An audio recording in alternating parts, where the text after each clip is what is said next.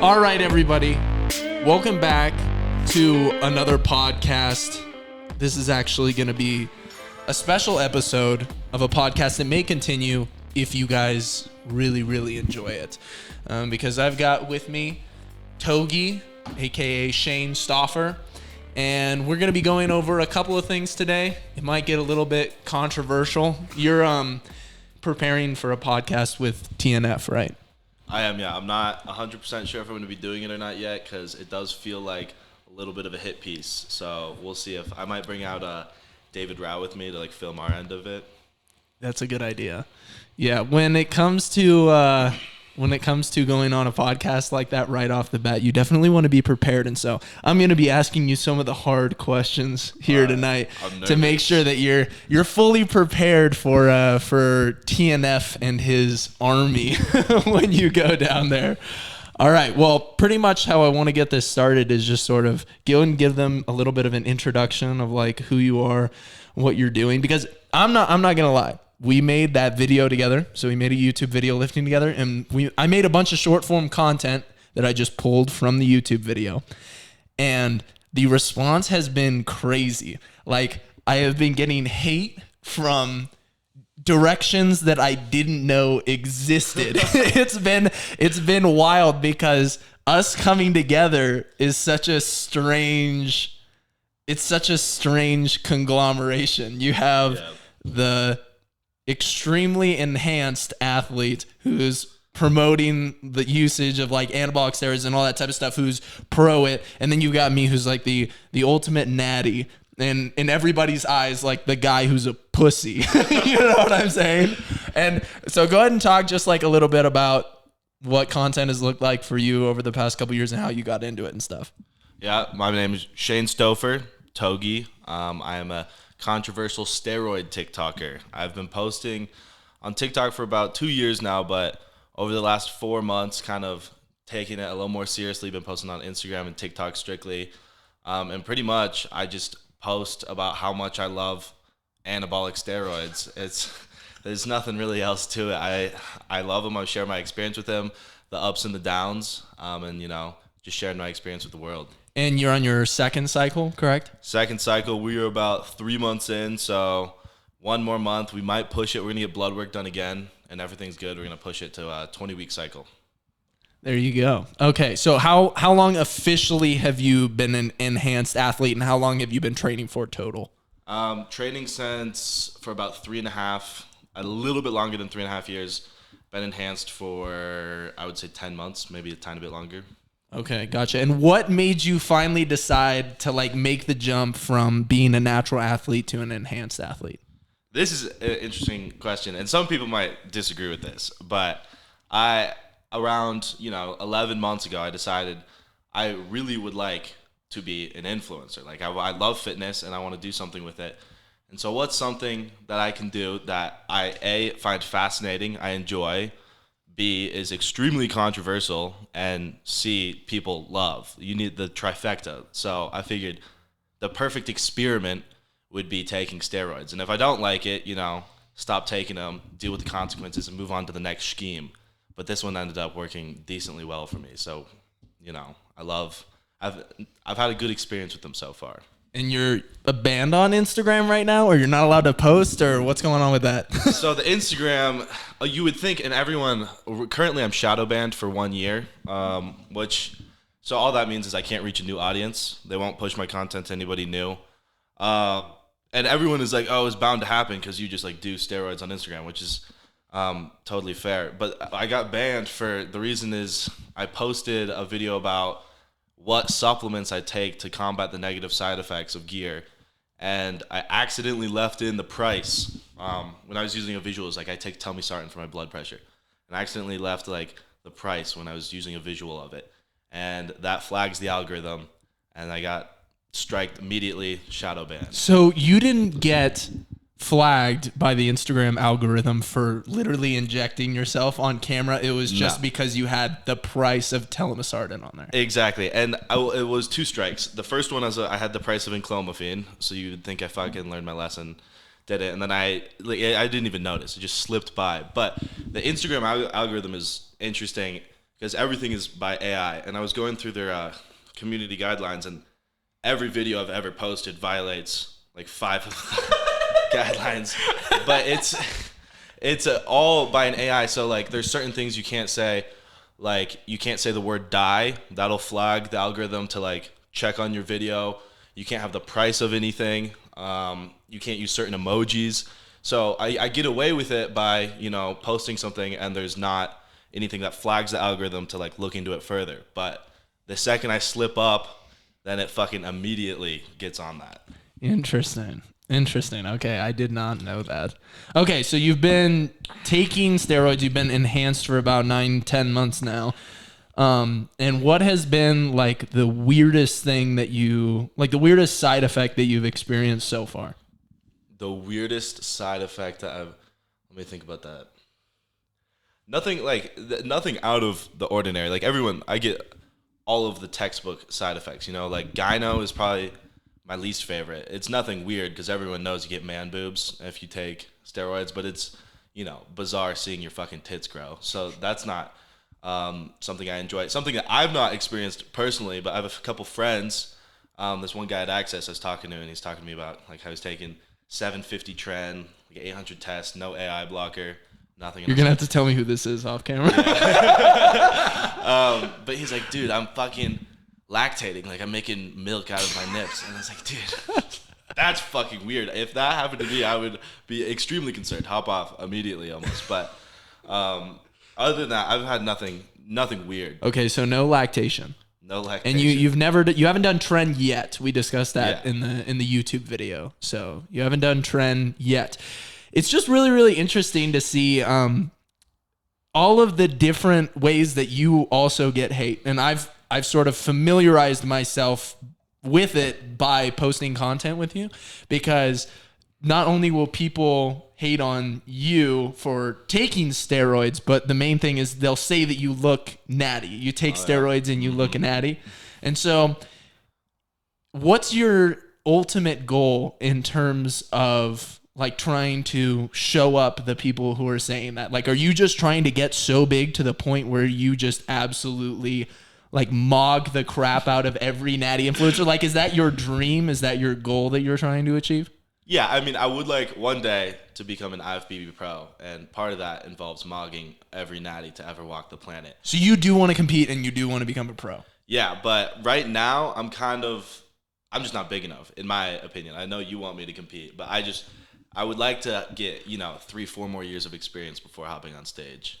Gotcha. Okay, 3 to 4 more years. Do you have an idea of whether you'd want to compete in classic physique or men's physique?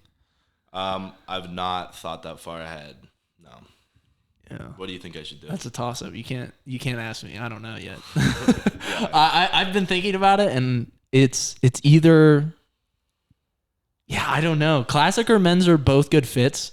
Like, honestly, right off the bat, I would say men's, because you definitely get critiqued quite a bit for your legs. Oh, that's the biggest thing. Well, and it's fair. Like, my legs are fucking small compared to the rest of my body, but given enough time, like, I would really like to work on them. Yeah, and it's really funny to see how many people do critique you. And like I've said in the past, I'm like, you are way bigger in person, but that just tends to happen with taller guys. Like, you just get a bad rap until you meet somebody in person, and then they're like, oh, never mind, you're quite a bit bigger. But one of the main things that kind of blows my mind about the whole situation is how people can't really seem to tell when you're joking or when you're being serious. And part of your spice is the fact that you try to make it difficult, but at the same time, I feel like you do a good job. I stumbled originally upon like the videos that you were posting, because we should give a little bit of backstory on our relationship. Like, we met first time, like I saw you in the gym once, and I told you that you like looked like Sush or something like that. And then we met at like a bar later that night. Yeah, it was Halloween. You were definitely 21. Totally 21. He was definitely 21, and he was dressed like Avatar: The Last Airbender. And we met in that bar for the first time, and then we got together. We worked out after that. We worked together for a while. I coached you, and then you went off cycle, and now you're back on cycle. We're working together again. And now you're going on your ultimate dark rampage of social media. And it's been really entertaining to watch because number one, it's really, really weird to have another fitness influencer like here in Bozeman. Like, it's just really, really bizarre. And a lot of people, the most flack that I've gotten for making content with you has been the fact that people come in, they're like, stop giving that steroid glorifier a platform. Then I'm like, number one, like, don't you want to see this content? Like, don't you want to see the content of like us, like battling it out, whatever, us just like being who we are in the same place? I think it's hilarious. I was talking to one of my roommates and I was like, wouldn't it be cool if Andrew Tate and like, I don't know, Jordan Peterson got together and like did some sort of like, like two opposite personalities in the same room. You don't have to agree with everything the other person says, but I just think it's stupid because I look at your content and it's so captivating. It's so viral that I'm like, there's no publicity that I'm giving this guy that he's not getting already. Like all you people commenting, you already know who he is. I'm not putting him on a platform to receive any of the extra views that like he's not already going to get. At this point, I sort of see it as like, Togi makes content about, glorifying PED usage, and then maybe they get exposed to my content where it's like, hey man, maybe you don't need to do that. Yeah. And so then I see that and I'm like, okay, yeah, like it would be great to make content get together. But at the same time, like you clearly, since I first met you in person, I think I told you, like when we first met, I'm like, dude, you need to do social media. Like you'd be so good at it because you can just think really well on your feet. And that's one of the main things that fitness influencers are good at. And Togi really has a good way of triggering the audience just enough to like the point where you like him, if that makes sense. And when it comes to the jokes that you're making, where do you draw the line in terms, are you just trying to make it a complete enigma on whether or not you're being serious, or are there certain things that you try to be more obvious about? How do you go about that? There's honestly no line. And sometimes I don't know if I'm being serious or not myself, which is perfect. And it's all about, like, for me, the perfect balance of, I need half of the people to think that I'm joking and half of the people to think that I'm serious, because then there's just a war in the comments. But that's so genius. I'm never like, planning it too hard. Like, did you see the video I made this morning? That was so funny. You were talking about, a guy said that he would mog you, and then you figured out how tall he was. He was like 5'5" or 5'6" or something. And then you put a picture of you next to a picture of him, and he's like this tall, and Togi's like twice his size.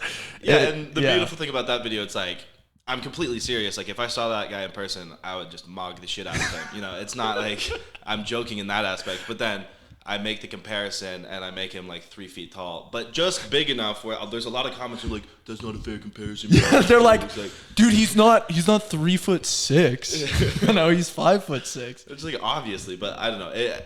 People on TikTok typically take things more seriously than you would ever imagine. Like, I'll say something that I think is blatantly a joke, and the people on TikTok lose their mind about it. Yeah, and you've definitely for sure used that to your advantage. So I'm going to get into a couple of harder questions that, maybe TNF will ask in the future, and stuff like that. And questions that I have as well, being, the Natty influencer.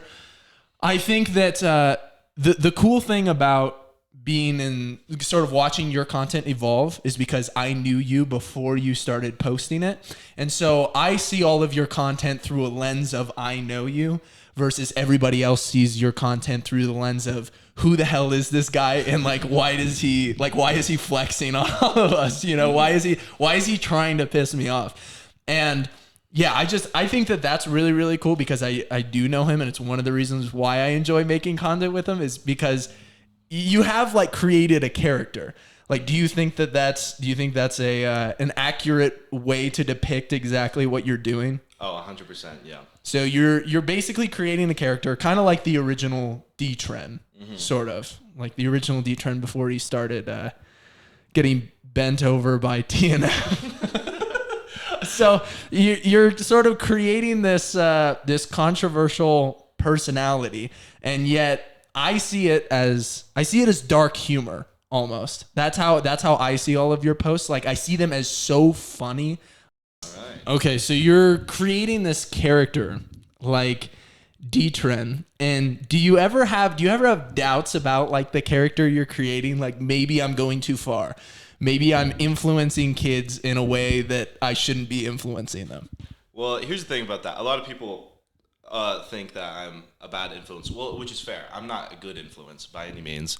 But I'm not here to necessarily be a good influence. Maybe one day down the line I have some huge personal development. But the biggest thing when I started doing social media was I don't want to go too far out of who I am. Like, the content that I create is a creative expression of who I really am. The shit that I post is really what it feels like to me to be on steroids. Like, this is a character. Like, if you talk to me in person, it's not like I'm always a dick. Like, you're fucking victim weight, grow up, bitch.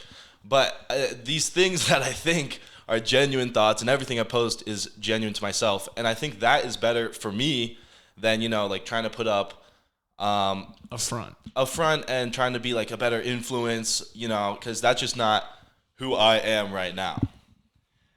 That's actually an interesting way to respond. I really wasn't expecting that. I got into a debate with a kid in my comment section the other day who said, he's like, I don't care if I die at 30. He said, I don't care if I die at 30. I'm going to take steroids because I want to. And I assumed that it came from part of some of the content that we posted together. And I clicked on the kid's profile and I saw he was 15 years old. And I'm like, I really hope this kid is joking. Do you have kids that are like extremely young reaching out to you? And if so, when those kids do reach out to you directly, because I know that you do respond to your DMs a lot, what do you tell them? So I have a lot of kids in my comments saying like, oh, I don't care this and that. I need to take steroids to get huge. But if I'm responding to my DMs, I've not recently been, because there's just like, it's overwhelming. I don't know how the fuck you do it. But I'm not getting as many as you are right now. That's for sure. It's literally like hundreds a day, so I can't keep up. But I do get a lot of kids in my DMs, especially talking about fucking MK, and they're all like, I'm 14 years old. Can I take drugs? This and that. And I always tell them like, you're gonna fuck your shit up. The consequences far outweigh the potential benefits, if there's any, at that age. But as far as like kids seeing my content and like they see it and maybe want to take steroids or whatever, if no one should be glorifying anybody on the internet, let alone you see somebody post a video of them taking steroids. That should not be a determining factor for you to like hop on steroids. And if that is the case, you have bigger problems than just taking steroids. Like, you need to think for yourself, and that's kind of part of the challenge growing up as a kid. Like, when I was a kid, I definitely, like, freshman year of high school, was like, fuck, I could die at 30, I don't care, like, I'm gonna do all this stupid shit. But kind of part of the journey, maturing, growing, is like fucking up, learning. I'm not saying like do steroids, fuck up, definitely don't take that as that. But what I'm saying is that you can't grow into an responsible adult by not fucking up and making your own decisions. You can't just listen to your parents and all of a sudden you're going to be a responsible adult. Like, kind of the goal of being a kid is fuck up just enough where you learn without dying. So, School of Hard Knocks approach. Interesting. I genuinely have friends. I have friends that are IFBB pros, and I have friends that don't talk about their steroid usage. And we're in a very, very interesting space in the fitness industry right now. We're in an interesting time period in the fitness industry where the natty or not thing has not gone away. Has not gone away. It seems like, if anything, it has gotten bigger over time. Like, with all of these other influencers coming out, with these people who are genetic elite, sort of rising to the top, and then you still have classic people like Mike O'Hearn who will not admit that they're on, a crap ton of growth hormone. Like, you still have all of these people in the industry. But then back in the day, like when bodybuilding first started, nobody talked about steroids. Nobody talked about it at all. Do you think that it's better if nobody were to talk about it? Or do you think that it's better now in an era where people are more encouraged to be open about the use? A million percent better that people are open about the use. And people have been taking steroids for years. But the problem is they get such a bad rap because you have people, that see people like that don't. I'm not trying to talk like poorly of Sam Sulek or anything. I love his content, but people see him obviously juiced out of his mind, but he doesn't talk about it. So like, okay, he's taking steroids. I imagine he's just taking tren because that's what everyone thinks. Steroids, tren. So they go out, take tren, fuck their shit up super bad because they have no idea what's going on. And when you're taking steroids, you can pay with two things. You can pay with your time and money, or you can pay with your health. And so there's two different types of steroid users. And I think now that people are super open about it, like I post shit and I get a ton of questions and I'm able to direct them to like a positive resource. Like my coach, Tanner Tattered, his FAQ in his bio, he's a coach and he provides resources for people to take steroids safely or at least learn about them. So maybe you can understand what's going on, and then once you figure out what's going on, you can realize maybe I don't want to do that. Whereas when nobody's talking about it, you don't even understand like anything about it, and so a lot of people just fucking rip steroids and fuck their shit up. Yeah, okay. So that's a really good point. And I'm glad that you brought up Tanner because number one, a lot of people have the assumption that you do a crap ton of gear, which is not accurate. Like as your coach as well, Tanner Tatted handles your enhancements. I handle your nutrition and your training. I can tell you, number one, he's not on a lot of gear.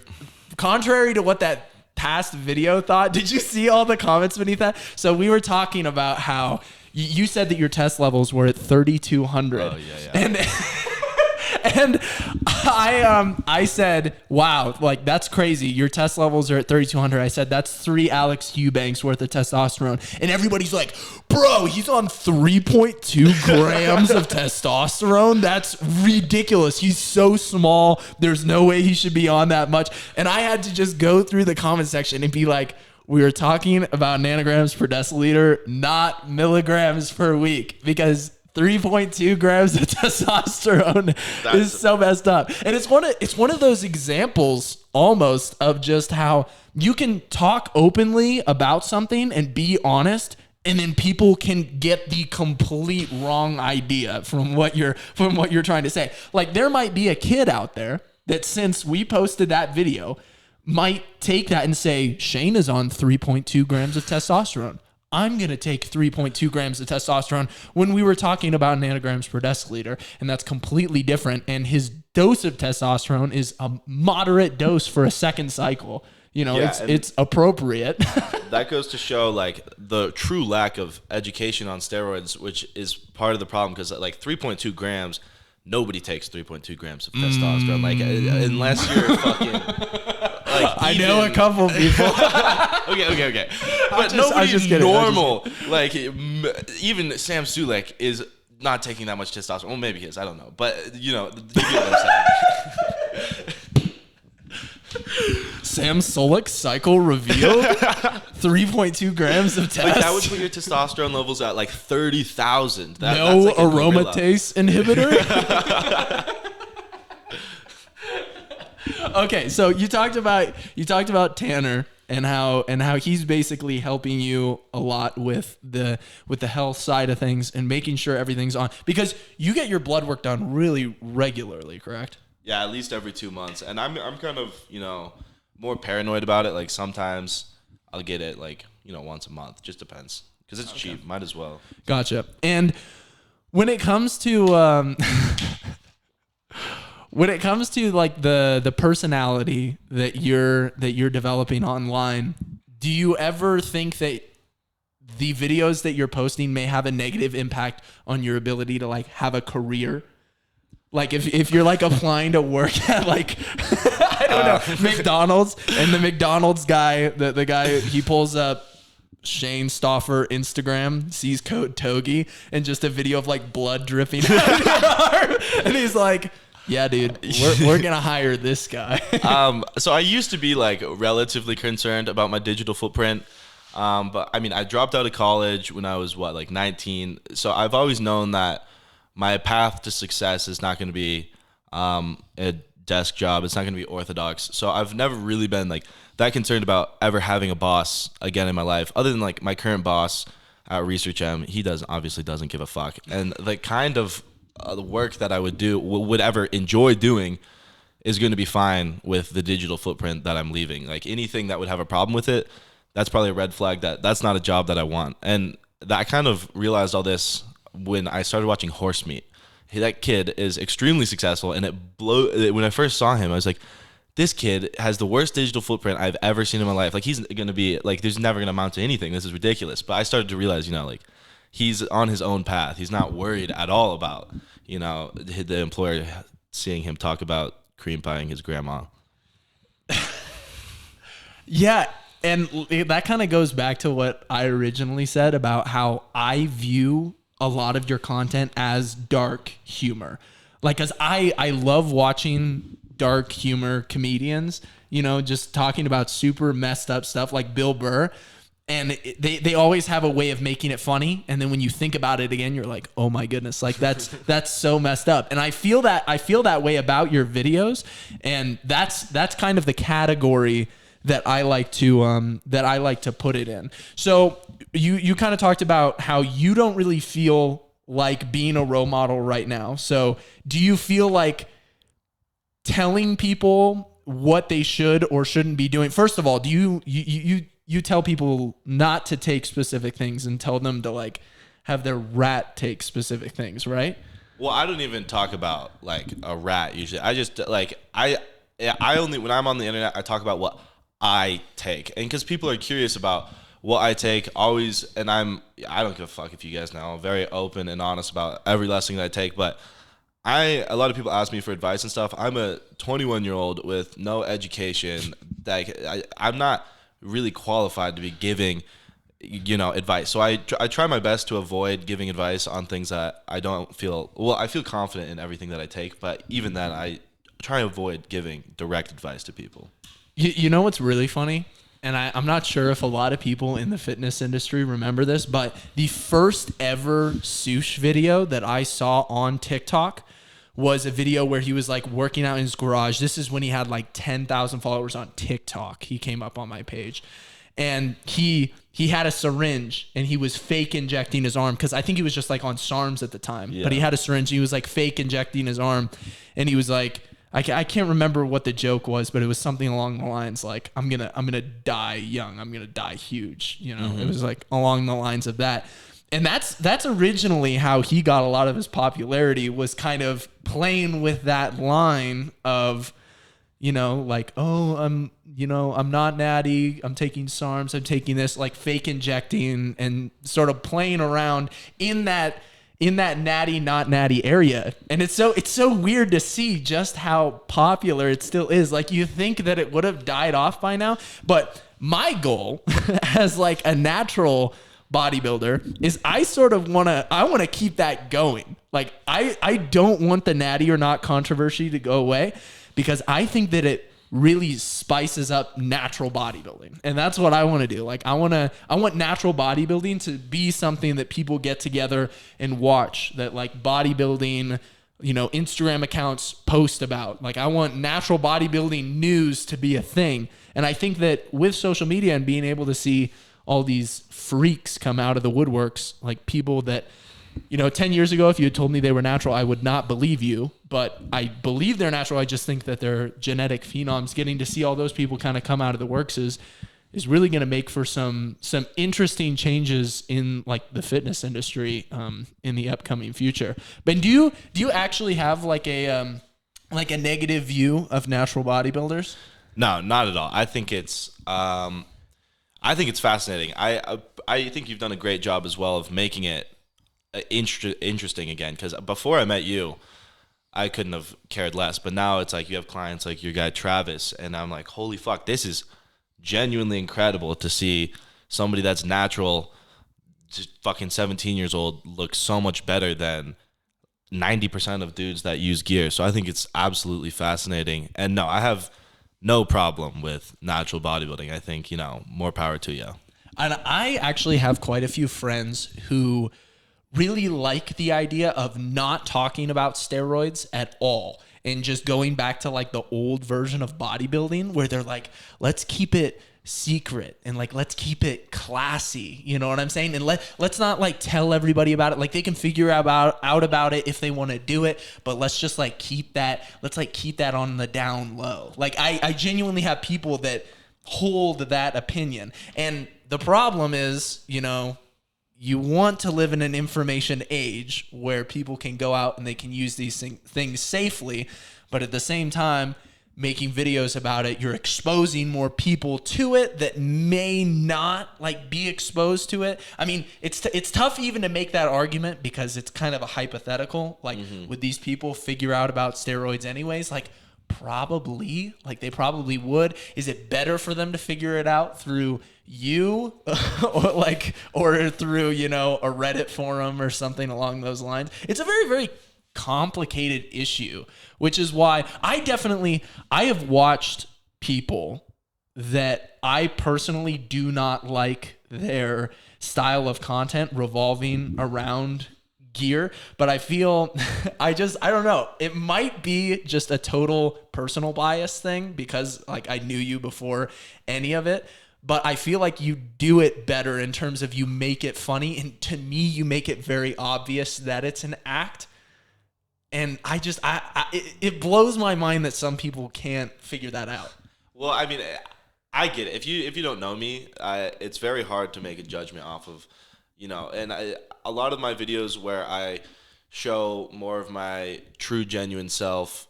Well, it's not to say that the stuff I don't post is genuine, but very exaggerated. The stuff that I'm not so aggressive in doesn't go nearly as viral. Like the victim weight shit has millions of views. And then people take that as like most people's first impression of me is that I'm a fucking dick, which is fine. But, you know, a lot of people miss out on the less aggressive content. Yeah, that is true. That's a good point because that's the stuff that gets promoted. That's the stuff that gets the views. One guy, you know, he was giving me crap for making content with you, and he said, "Why are you giving this guy a platform?" And I'm like, "I'm not giving him a platform. Like, you guys are giving him the platform by arguing in his comment section and liking his videos and interacting with all of them and trying to convince him with like 20 different comments that you're not victim, that you shouldn't be referred to as victim weight." Like that is the controversy that's getting the views. Like it's not the fact that, you know, I post a random TikTok with you. Like and when it comes down to it, like we do disagree on like quite a few things, like things that I can think of off the top of my head. I don't think that enclomiphene is natural. Since I'm a natural bodybuilder, I go by WADA, which I've seen your videos on that, talking about how, you know, there's a certain amount of like caffeine. I think it's above 500 to 600 milligrams of caffeine can be considered an enhancement. Weed, you know, obviously takes you off of that list at some point, like whether or not, that's an interesting one that you can get into. But there's certain things that we do disagree on, which is like, I don't think that enclomiphene would be considered natural, but at the same time, like when I was younger, like I had friends that took SARMs, and I didn't see them as like, oh, like no wonder, you know, they're bigger than me, they take SARMs. Like I never saw that as an excuse to sort of like label them as being not natty. Like in my opinion, I still labeled all of my friends that took SARMs as natty, even though like looking back on it, like it's not true. Like they definitely weren't natty, but at the same time, I didn't look at them any differently because they took that. Like I didn't look at them and say, oh, they're a cheater, because I always understood from day one, like I love bodybuilding and PEDs are very, very necessary for bodybuilding. But at the same time, like I don't want to use them, and I don't want to have to use them in order to be respected as a bodybuilder. And that's like my main thing. Like I want natties to be more respected in the industry, but you can't just sit there and say, oh yeah, we natties demand more respect. Like that's ridiculous. Yeah. Like you can't sit there and like claim victim to what people want to watch. Like you have to make it interesting. And one of the reasons why I really like TNF is because he makes things controversial and he makes things interesting. You know what I'm saying? He sort of brings that extra spice to the not natural. I think that's why I fucking hate him so much. Like, he is the exact opposite of me. Like, I'm me in the gear world, and TNF is just the natty version of me. And that's why it rubs me the wrong way, because he's so aggressive in his ways. And I don't think people should be thinking about it as such a sharp line, natty or not. Have you seen Connor? I think it was Connor Murphy, but he made a video about natty or not being more of like a spectrum. Like, you take Enclomiphene, you're 3 out of 10 not natty, whereas you take like 5 grams of Tren, you're gonna be 10 out of 10 not natty. Yeah. And I think that makes a lot more sense conceptually than like such a sharp line, especially because you had a different mentality about it growing up. But a lot of people are convinced that they cannot look like Alex Eubanks or obviously you can't look exactly like that because of his, muscle insertions, genetics. But people assume you can't be 175 pounds lean because he took Enclomiphene 2 fucking years ago. Like, that's such a horrible way to look at it. Yeah, that's a great point. I also would agree with that. I think that there is a bit of what's the word? There's a lot of misconceptions drawn on that line where you're kind of passing over. You're taking things like MK677. You're taking things like Enclomiphene, where, in my opinion, like, if I ask you if you're natty or not, like, I don't really care if you tell me that you ever took Enclomiphene or MK677. In my opinion, like, obviously, if you're in a bodybuilding competition, like, I don't want to be competing against people who have been able to take those things. But number one, like, MK677, from just like a anabolic context, like, it's just for eating more food. Yeah, it's 0 out of 10. That's pretty much what that's the only thing that it's going to help you with. As far as Enclomiphene goes, it seems like most of the results that you get from that are temporary. And then even then, the testosterone increase that you do experience isn't going to, like, rocket you into another world. What do you think about the idea that Enclomiphene and MK677 are like gateway drugs that are trying to get kids into taking higher amounts of gear or stepping over that line? Because one thing about having the line drawn in the sand with like water restrictions is the fact that when somebody steps over, they kind of get shunned by the other side, and they're like, "Oh, you took Enclomiphene? Like, you're definitely not natty." And then they're like, "Well, I guess I'm not natty anymore." Like, fuck it. And then that's a great point. All the way. That is a really good point, but it's not so well. It's hard to say exactly, because I think a lot of people might take MK677 and Enclomiphene and get next to no results because they're not potent at all. And they might be turned off by the whole gear thing because they're like, "Oh, this shit's not as exciting as I would imagine." Even taking full-on testosterone, a lot of people are going to say this is less exciting than I would imagine. So it's really hard to answer that question. But it goes even like the line in the sand pisses me the fuck off because it goes so much further down the line than Enclomiphene. Like, the hottest news in Alex Eubanks' life is that he's taking BPC 157, and everyone is so obsessed with the idea that he's not natural because he's taking BPC 157. It's a healing peptide. Yeah, which isn't anabolic whatsoever. It's not going to give you any gains. It just helps with, healing of injuries. And it was recently banned by WADA, correct? Yeah, well, I don't know when it was banned, but I think it was pretty recent that they actually, because I have friends that took BPC. Like, I have plenty of friends who had chest injuries, shoulder injuries, all that type of stuff. I have friends right now that I really encourage to take BPC who don't care about their natty card. All they know is that BPC is going to help them a lot. And so I encourage a lot of people to become not natural, to take something like BPC to help them with some sort of injury. And I don't think that that's a bad, I don't think that that's a bad thing at all. I mean, would you take BPC if you injured yourself? If I was not competing in the OCB, I would have no problem taking it. But because of the fact that I want to get my natural pro card, all of those different types of things, I wouldn't take it. But yeah, I mean, it is like one of those things where there are certain things that we can very much agree are in this weird, that they're in this weird line. You know, you have people out there injecting L-carnitine, you know, and L-carnitine is natural, but at the same time, everybody's like, oh, you're injecting it. Like, what? That makes you not natural. It's like, no, it's not the fact that it's a needle. It's the fact that it's determined by this, you know, as you'd probably see it, as like an overlord who basically gets to decide what is natural and what is not natural. And I just kind of stick to those things as best as I can, and I try to just follow them as well as I can. But you know, it is a problematic for some people.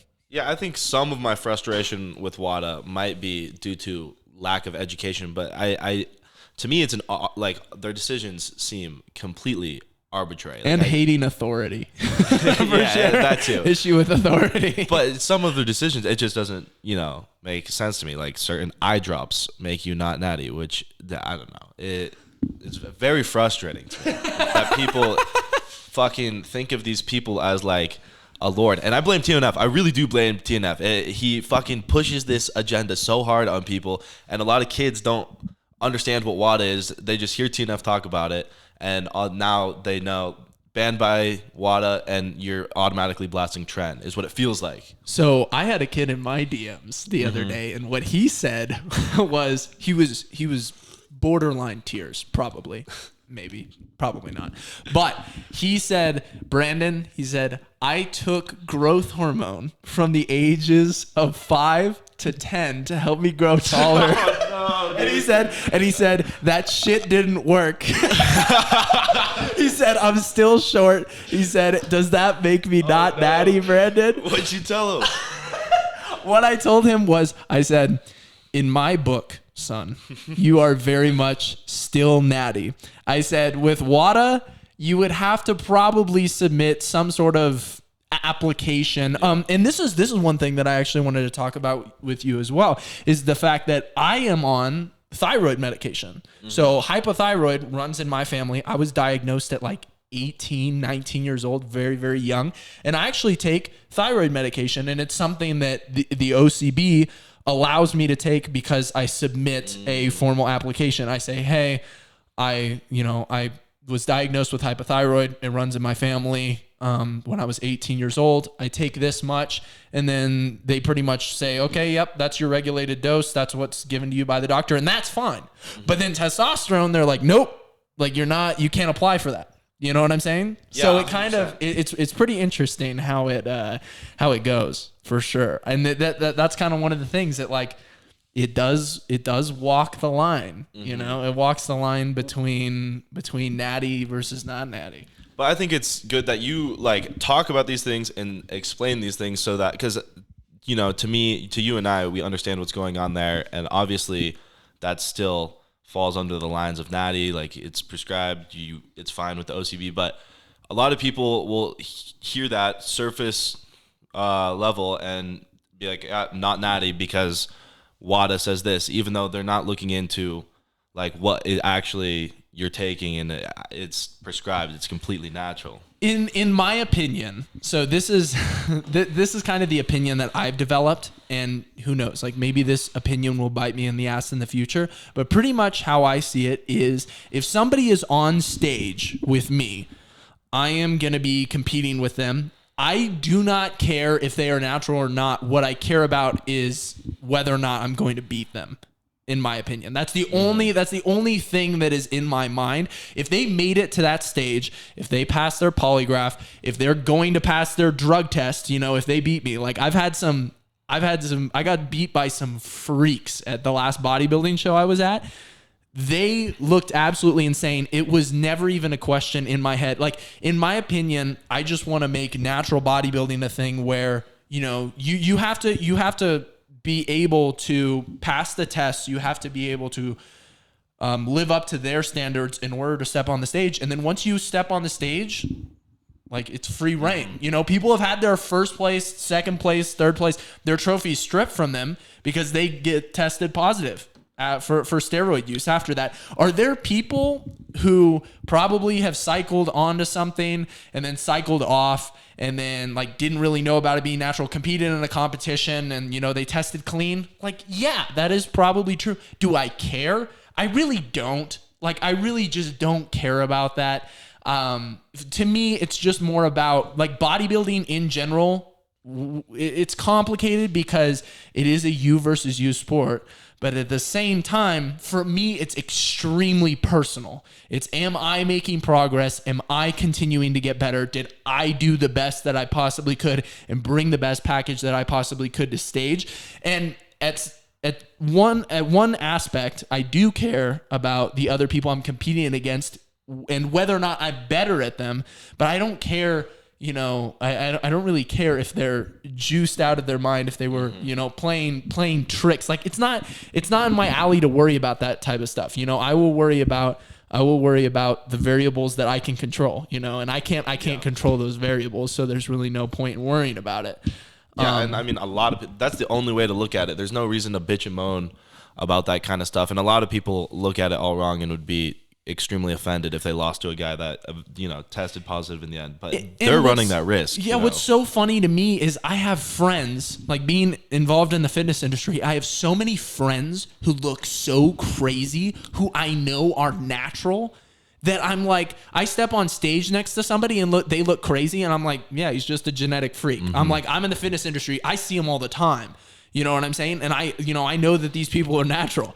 Like they're lifetime naturals, and they look crazy. And so maybe that does open me up to like being a little bit more naive and possibly believing people when they're, but I don't know. I feel like I can read people very well as well. And for example, like with my 17-year-old client, Travis, who competed in a natural bodybuilding competition, like 3 or 4 weeks ago, I had so many people telling me, you're a terrible coach.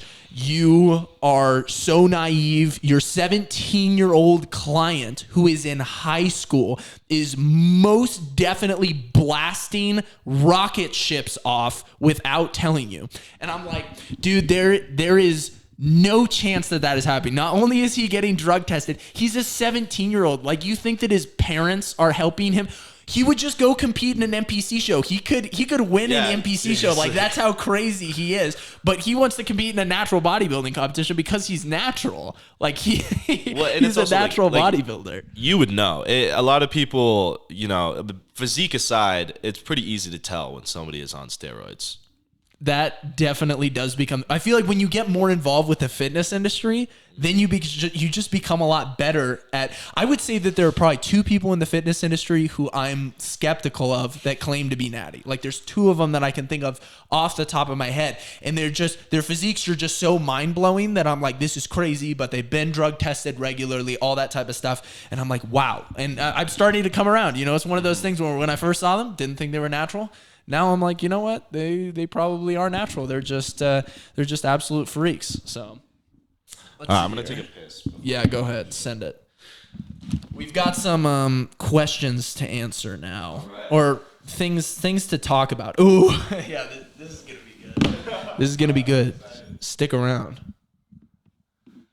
Oh, by the way, Shane is drinking a Rise Fuel. So if you want to use code BEATON on all Rise products, you can feel free to do that. The hoodie that I am wearing is courtesy of Young LA. It was part of the Black Friday drop. Code BEATON as well. If you guys enjoy this content, be sure to drop a like on the video. Comment down below as well.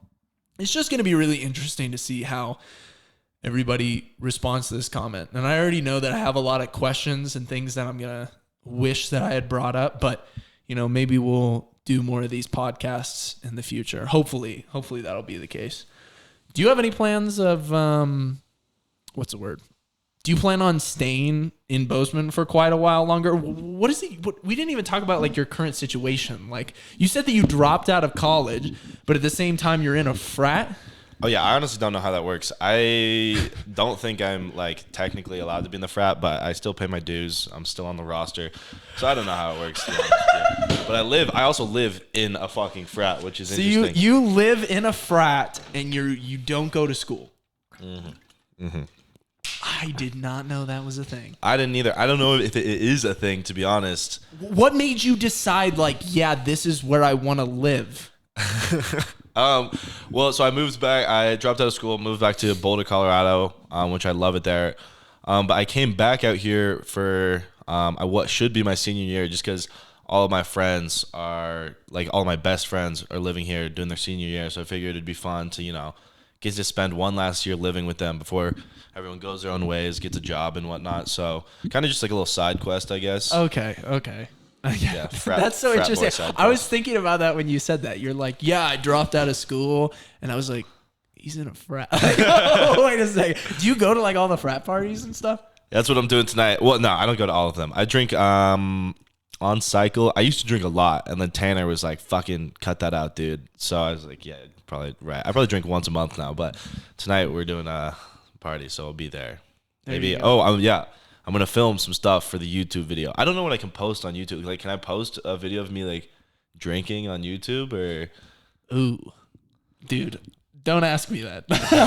my content is so PG that I never even take that type of stuff into consideration. I have no idea. My first video, I'm just gonna go like all out, like gonna be drinking, gambling, all that kind of stuff. And then if it gets banned, I know. But if it doesn't get banned, then I have set the standard for the rest of my YouTube career. There you go. It's kind of like a testing phase. That's perfect. All right. So the one of the questions that I put out on a poll on my Instagram is what do his parents think about his steroid use? That's a good question. They think that overall, like when I first told them, they were super not stoked about the whole thing. But as I've talked to them more about like what exactly I'm doing, and I've shown them like literal proof of my blood work that I'm not killing myself here. Like my blood work is within a healthy range, and I've kind of explained to them what my goals are as a bodybuilder, what I'm doing with my like fitness influencing career, and all these things in my personal pursuit of greatness.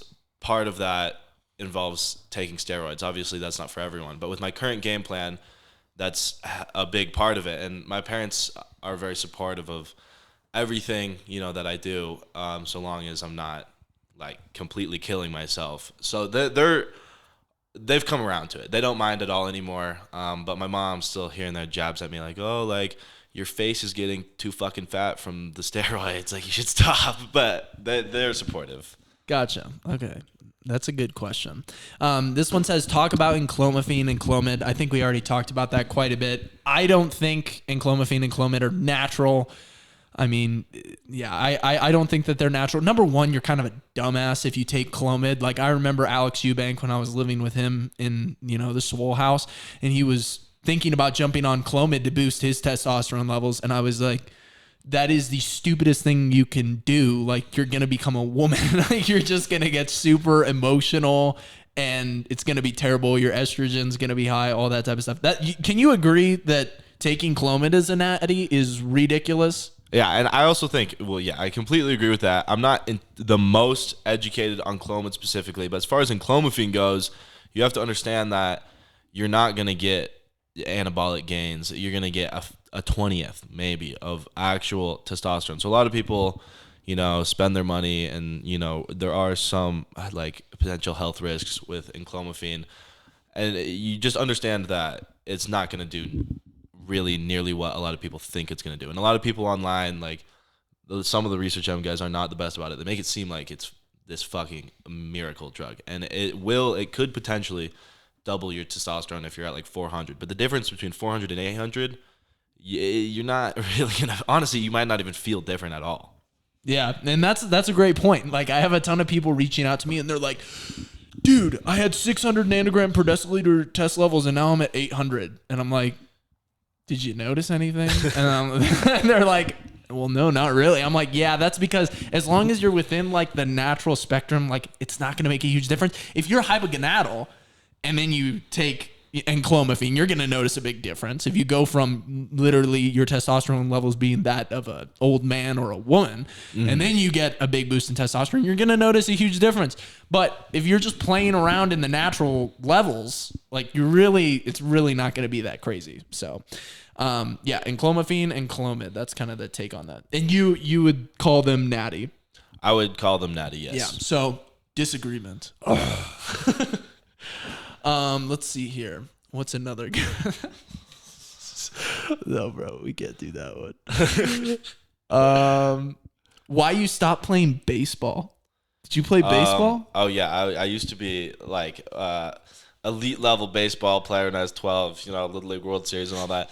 And I played a good bit in high school. Like, it was my dream originally to be an MLB player, and then I don't know what happened, but like sophomore year of high school, the spark was just gone. Like, I did not care about it even a little bit anymore. So a lot of wasted potentially there, but also I'm pretty happy with the direction my life has gone in. What's your race? I'm Chinese. Well, I'm Asian American, Chinese, and American. There you go, bro.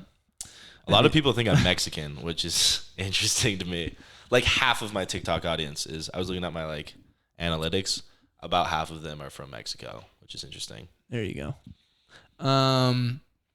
What reaction do you wish your followers would get from watching your content? That's a good one. I hope that people are just entertained. I don't want people to, see it and be like, fuck this guy, or also I'm going to take steroids now. Like, both of those extremes, yeah, I'm fine if you have that reaction. It's not, a problem to me. I love the controversy, but I'm just here to entertain, and I hope that I can either make you laugh or make you really angry. Those are the two perfect emotions in my head. Interesting. There you go. Why not take your body to its natural potential and then hop on gear? Because, first of all, natural potential, as far as I'm concerned, it doesn't exist. Like, if you look at Brandon 1 year ago, most people would say he's reached his natural potential, like, it's time for gear, yada, yada, yada. And then you look at Brandon today, and the progress is fucking insane, even though you're, 7 years into bodybuilding? So you're always going to be able to eat cleaner, train harder, push a little bit more out of your body. So in my head, if I were to wait to hit my like natural potential or get close to like where I'm really plateauing, I would be 30 fucking years old at least, if not, like maybe 35. Whereas I am able to achieve my dream physique and goals 15 times faster. Like, the physique I currently have, I don't even know if I could ever achieve, naturally, let alone in 11 months. It's just speed running the process for me. I don't see any reason for me to wait to achieve these things. If I know I was always going to hop on gear, there's no reason to wait other than like letting my hormones balance out. So like maybe I should have waited till I was like 22, 23 to hop on, like ideally for my health. But as far as my physique goes, there's really no reason to wait. The only thing I can think of is like neurotoxicity, I guess, as well. Mm-hmm. Like the neurotoxicity of the androgens, it's just better to take them a little bit later. I think it's like 25. When's the optimal age? Like 23 or 25 years old. Yeah, somewhere to start taking them. It's just probably more healthy in general.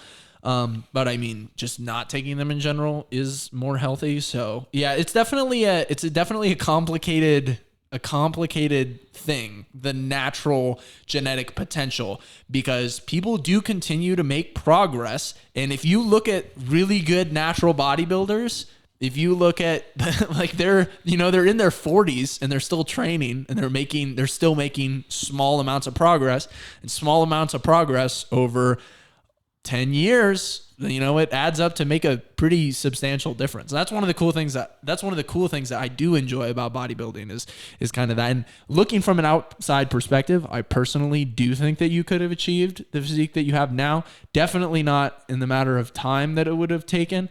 But I think that it also kind of clouds your judgment taking steroids and then seeing the progress that you make on it and thinking, yeah, I don't think I would have been able to achieve this, versus I feel like from an outside perspective and knowing, like seeing you before you took anything, I do think that it's safe to say that you could have achieved this, but I think it's just difficult for fair. you to tell now that you're, because it just makes everything murky. It throws an extra variable into things. It's like no longer is it how good are your genetics, it's how good is your genetic response to androgens. Steroids. Yeah, and that's a whole nother factor. Like you've experienced firsthand achieving an incredible physique naturally. That's something I never really like got to. So it is a lot harder for me to say I definitely could not have looked like this naturally, because it's just a whole nother world once you're on gear.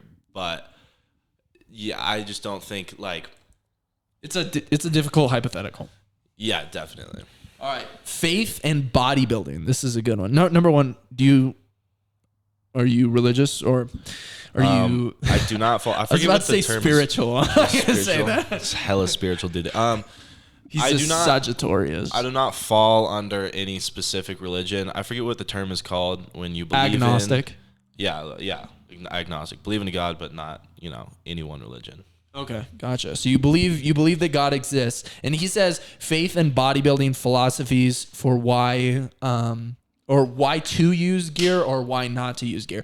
And that's a really, really tough one, honestly. For me, I mean, Derek Lunsford is one of my biggest inspirations. Like, I remember I was there when he won the 212 Mr. Olympia. I watched him win it, and I watched him give the speech afterwards. Do you remember that? He won the 212 Olympia, and he gave this massive speech. He like pointed up to God. He literally said like, all glory be to God like 5 times in his speech. And he's super, super religious. And now he's the Mr. Olympia. So no longer is he the 212 Mr. Olympia. He's the actual open bodybuilding Mr. Olympia. And he's very, very, he number one, he never really talks about the androgenic side of things in depth, but he does talk about how he's on steroids on podcasts and stuff like that. Like, he never deep dives into it, but he's open about it. But at the same time, yeah, I don't know. It is a very, very tough question as to you're sacrificing your health for greatness. And is that something, is that something that is okay? Is that something that's not okay? I honestly don't have an answer. Like, when you think about running a marathon is very bad for your health. Like, it's going to be bad for your knees. It's going to be bad for your entire body. Taking steroids is not going to be good for you. But at the same time, it's a sport, and you're trying to achieve greatness in it, and that makes things complicated. I think that for me, it does become a little bit more complicated when somebody isn't a competitive bodybuilder and they are destroying their health. There's obviously a difference between people who are trying to pay attention to their health while they are running cycles and they're doing things more calculated and they're doing things the right way. Versus people who are just going off doing whatever they want, injecting thousands of milligrams of tren. Like, I think that there is a difference there. Like, you should not be negligent. But at the same time, our reigning Mr. Olympia is the biggest Christian in the fitness industry. Like, how crazy is that? Yeah, that's wild. I don't think that I do disagree. I think that in the sense of, if you're not a professional bodybuilder and you want to blast gear, I don't think that's, a sin. I think you curate your own reality. I don't think, like, being gay, like, if you want to be gay, or not want to be, but if you are gay, that's not, a sin in my mind or anything like that. Because things that are within your own world that you control yourself, that only affecting you, like, I really do think you can do whatever you want. You just understand that you're creating your own reality. So you blast gear, you might, have a shitty life because of it, but I don't think there's anything to anyone or anything to say that what you're doing is definitely wrong because you're abusing drugs or this and that. That's a little bit of Togiology for you right there. And honestly, that's one of the reasons why I wanted to have the podcast, is because that, honestly, in itself, like you saying that, and I definitely disagree with a lot of things that you said, but at the same time, like, you saying that explains a lot of other aspects of your content and why you do what you do, is because that is what you're basing your your moral foundation on Yeah. is the fact that like things are more subjective, and versus me, like I'm going to take a far more objective approach and say like, you know, what is in the Bible like determines whether or not something is like immoral or moral. And so, yeah, I honestly, I would love to talk to Derek Lunsford. I would love to speak about this with other people. Thankfully, on the road that I'm on right now, it doesn't seem like I'm going to have to run into that. But I mean, I get plenty of people in my comment section commenting on my tattoos, saying that I'm not a Christian because I have tattoos. And then, you know, you have to kind of go and explain to them why, you know, why that's not a sin. So it is a complicated subject, and I'm not going to act like I know the answer, but what I do know is I do love bodybuilding, even though it obviously comes with negative health factors, as does every sport. But bodybuilding, I'm not trying to undermine the fact that bodybuilding definitely is detrimental to your health. But so are all things masculine and entertaining, in my opinion. Like football, UFC, like these things are awesome, but also It's true. very brutal for your health. It's very true. Let's see here. Goals for the future inside and outside of the gym. Inside the gym, I guess the IFBB Pro. Also along the lines of inside the gym, I'm working on, you know, growing my social media. And I had some, I originally had a very specific plan to, like, you know, grow my social media. But I've kind of ditched the whole thing, and I've come to terms with the idea that I'm going to keep doing what I enjoy doing, as in doing steroids on the internet, using this as my creative outlet. Yeah. So I pretty much for the next 2 years, I plan on being the face of Gear Talk. I'm not going anywhere. I'm going to be doing a shit ton of steroids on the internet, and I'm going to keep being a dick. So like, you can stick around. I have a question. So do you plan on coming off again, or are you on a blast and cruise type of thing right now? Blast and cruise for the rest of my life. I'm pretty because positive on last that. time you came completely off, correct? No. Last time I dropped down to 150 testosterone. Oh, really? Okay. Yeah. I thought that you came completely off last time. Okay, so one thing I will ask you, do you think that it's going to be difficult to make content when you are, because you've watched a D-trend, like somebody who started on a very similar path of saying inflammatory things, like just to get views, and then has kind of he's had this weird arc where he used to promote, like genuinely used to tell people to use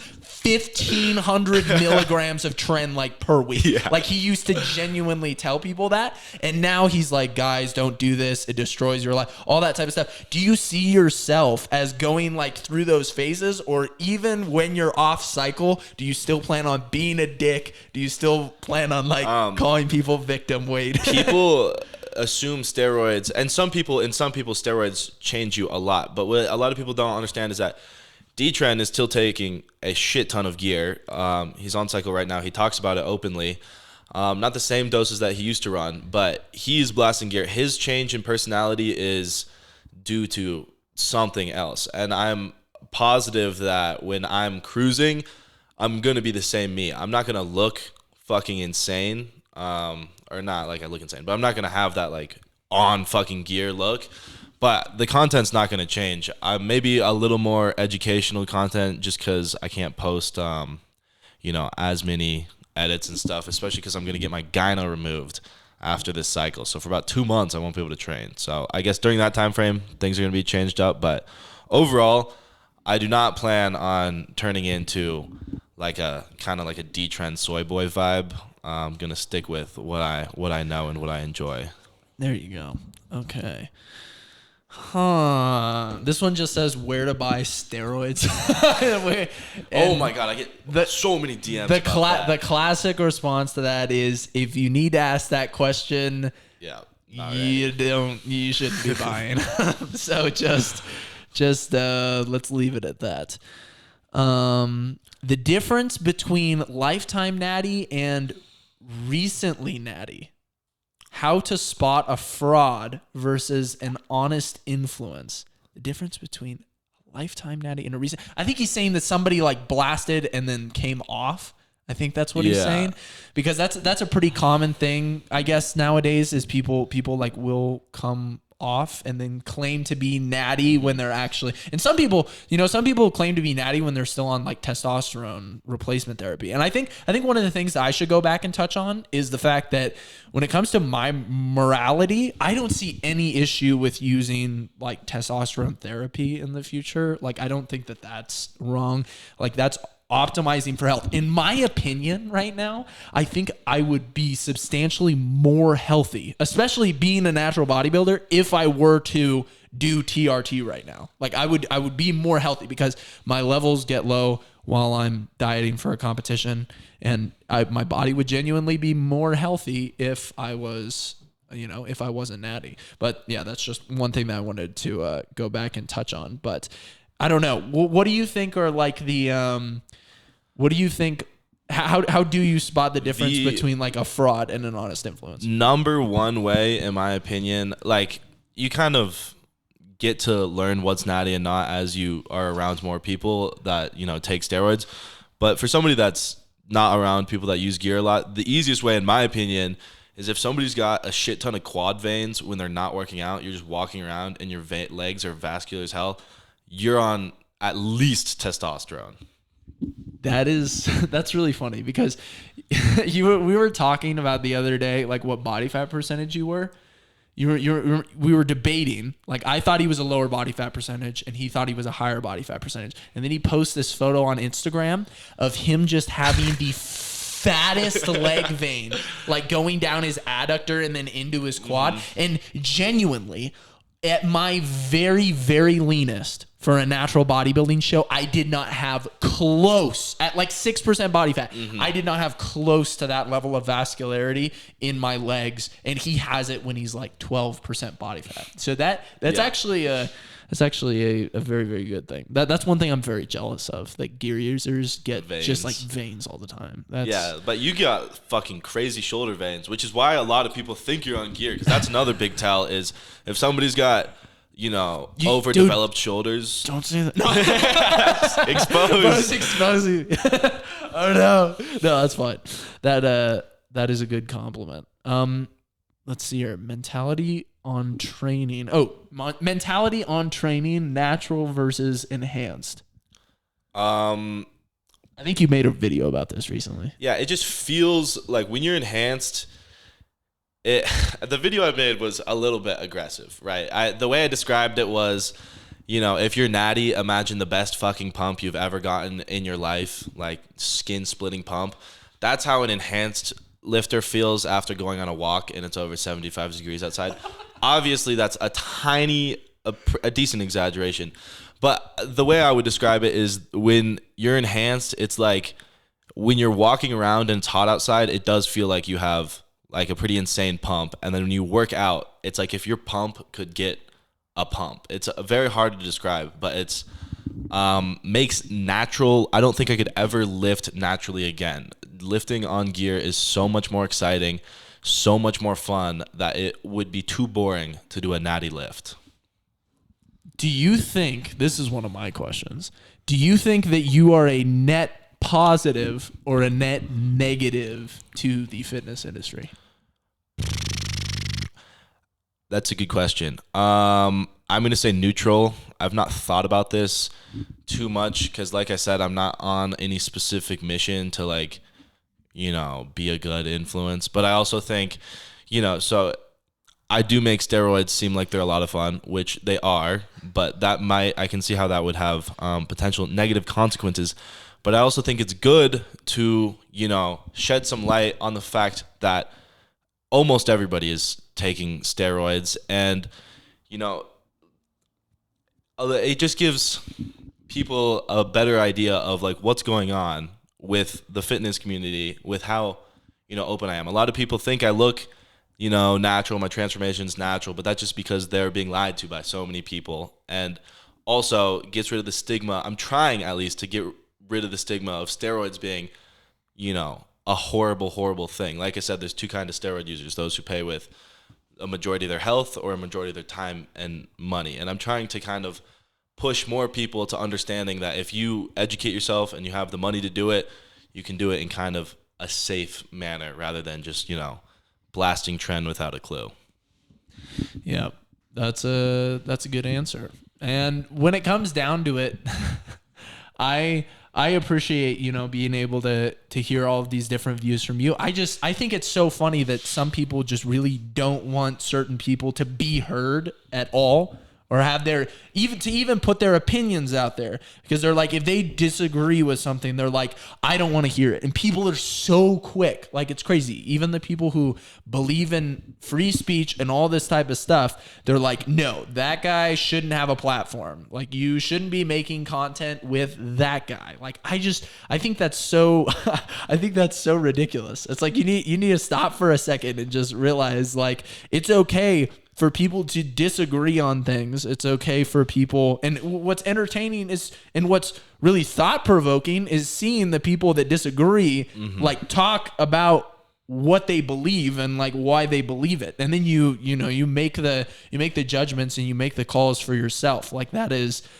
part of the human experience, trying to just 100%. instantly block everybody is ridiculous, in my opinion. And there's no right answer to everything. And as much as I dislike TNF, I think it's good that both of us are on the internet and we can have conversations, or you and I having conversations about things that we disagree on, so that people can have more intricate thoughts about these things. Whereas if one or the other side didn't exist, you wouldn't be able to have these deeper conversations about these things. Yeah, no, that's a great point. Like, if you could snap your fingers and TNF would just disappear, like that'd be ridiculous. That would negative for sure. It would be boring for sure. It would not be that entertaining. 100%. Is there anything else we want to touch on? I already know that, like, right after we finish this, I'm gonna have a ton of things that I wish that we would have talked about, but.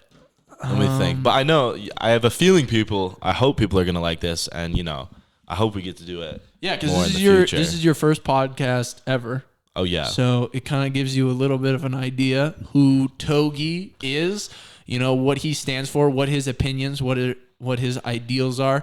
Like I said at the beginning of the podcast, we do disagree on plenty of things. Doesn't mean that, we're gonna be trying to kill each other or anything like that. So when it comes down to it,